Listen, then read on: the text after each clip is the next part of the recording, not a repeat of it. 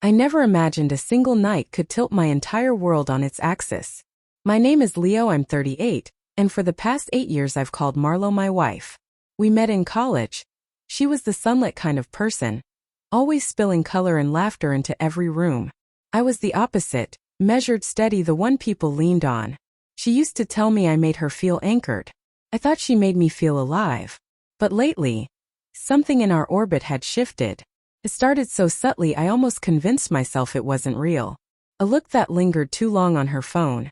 A distracted hum when I spoke. The way she would drift out of a conversation mid-sentence as if her mind had somewhere more important to be. I chalked it up to stress, deadlines, life wearing her thin. But deep down I felt the gap widening.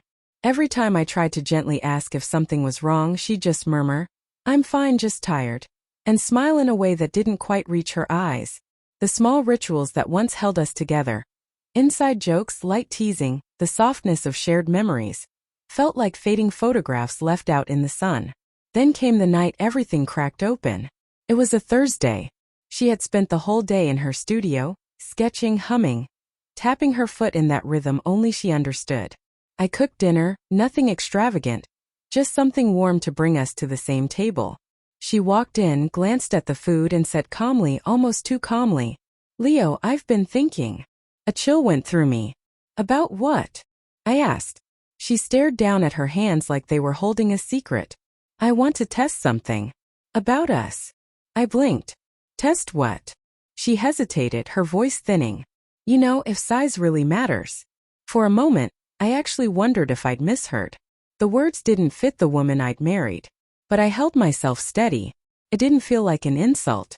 It felt like she was wrestling with something inside herself. Something insecure, confused, unresolved. So I nodded. "Okay. I'm listening." She gave a tiny smile, but her eyes were far away. "I just want to know the truth. We didn't fight. I didn't defend or argue. I just tried to understand this strange, vulnerable place she was suddenly speaking from." After a while I stepped out, giving her the space she clearly needed. Later that night she grabbed her bag and said she was going to meet Sienna. That wasn't unusual. Sienna dropped plans on her all the time, so I didn't question it. But the silence that followed after the front door shut felt thick enough to choke on. I sat in the living room, pretending to scroll my phone while every part of me twisted with dread and curiosity. I had no idea what she needed to test, or why tonight felt like the breaking point. At 11 p.m. the lock clicked. Marlo slipped inside quickly, almost startled by her own return. She headed toward the kitchen, then froze when she realized I was still awake. She looked at me like she had forgotten how to speak.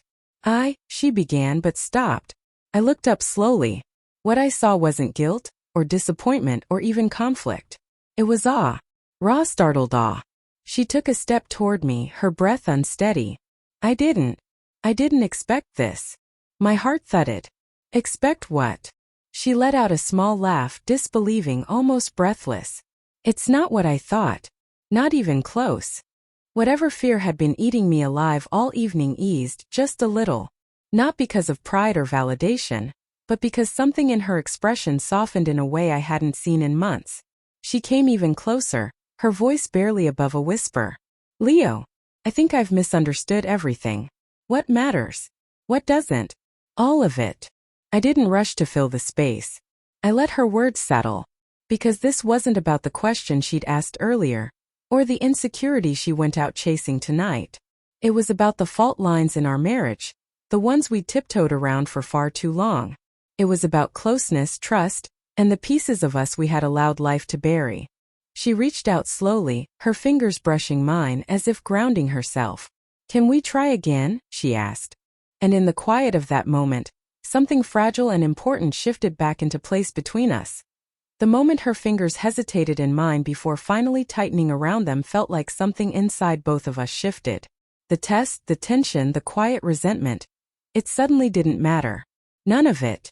All that mattered was the look in her eyes, the trembling honesty in her voice, and the way she said she just wanted me. And in that small, fragile instant, a truth settled in my chest. Whatever distance had grown between us wasn't permanent. It hadn't destroyed what we had. It had only been hiding there, waiting to be acknowledged. Tonight, it finally surfaced, and for the first time in months, I felt seen again, really seen. Wanted. Understood. The heaviness between us didn't explode into some dramatic moment. It simply softened. Slowly. Naturally. Like two people recognizing each other again after wandering too far apart. Marlowe's eyes looked different, gentler, warmer. Familiar in a way I thought I might have lost. I squeezed her hand, feeling the steadiness of her pulse. It wasn't about proving anything anymore. It had never been about that. It was about us remembering who we were together, and why we chose each other in the first place. There was still uncertainty in her gaze, the remnants of doubt hovering beneath the surface. But I stayed right there. I didn't look away. I didn't try to defend myself or hide behind frustration. Marlowe, I said quietly. Somewhere along the way, we stopped paying attention to the little things, just being with each other. She lowered her eyes, fighting back tears. I know. I let stupid thoughts and insecurities get in my head. I forgot what actually matters. Her voice cracked, and something inside me untangled. It wasn't dramatic. It wasn't loud. But it was real. The kind of truth that doesn't need to shout to carry weight. We settled onto the couch together, close but unhurried. Neither of us said anything at first. The silence didn't feel rigid or empty. It felt like a fragile bridge rebuilding itself piece by piece. A silence filled with understanding instead of resentment. After a while, she leaned her head against my shoulder, her voice barely above a breath. I didn't realize how much I missed you. And I understood something then. It wasn't only that she had admitted her mistakes. It was that both of us were finally choosing to face everything we had ignored. We weren't running from the uncomfortable truths. We were stepping toward them together. We started talking not about the test or the tension or who had been right or wrong. We talked about normal things, the things that used to bond us without effort. The meals we loved, the silly habits that made us laugh, the memories from when everything felt new and effortless. With each small story, each shared smile, I felt something spark again. Hours passed without either of us noticing. The world outside didn't exist. It was just us in that room, reconnecting in a way we'd almost forgotten how to do. It became clear to me that real love isn't always about passion or certainty.